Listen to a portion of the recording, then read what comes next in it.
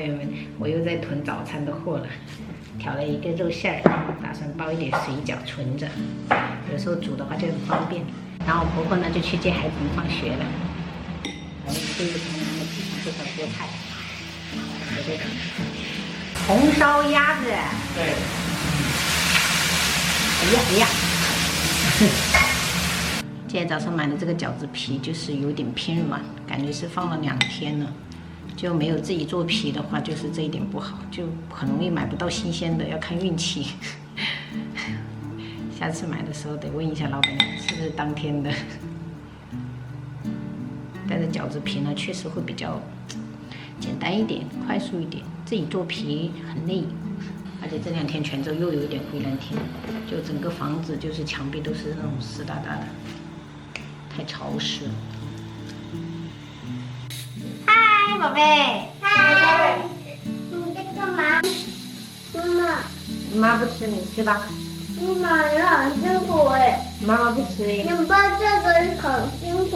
很辛苦，你吃吧，妈妈吃香蕉。啊，这个坏了是不是啊？没有，就是最大的。最大的就要有。可以，明天的早餐有着落了，宝贝。我要包成马卡龙。马卡龙哦。可以。我要压路机来压平了。嘿嘿。首先把洗净的菌菇给它对半切，我准备的是这种新鲜的鹿茸菇跟海鲜菇。菌菇类的话，我们就准备1到2种就可以了哈，不一定要是这个品种。接着再洗几根这种海带苗，这种是新鲜的哈，给它切小块。嫩豆腐我们就给它切小块哈，跟这个海带放一起。再切一点像4根葱白，等一下爆香。然后葱绿的话，我们切葱花，给它等一下点缀。平时煮汤的话，我都喜欢买这种中号的这种蛤蜊，这种煮出来就会很鲜。平底锅里面我们倒入少许油，我们先煎几个荷包蛋哈。翻面过后，我们就把这个葱姜倒去，给它稍微煎一煎。最近就很喜欢喝这种比较清淡的汤品，刮刮油。看一下，所以一定要煎到这种状态哈，朋友们。我们稍微可以给它切成那种大块一点的。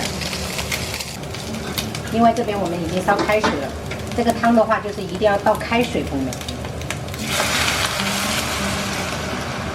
紧接着我们就把这个蛤蜊跟这2个菌菇给它放下去，然后盖上盖子给它煮个5分钟。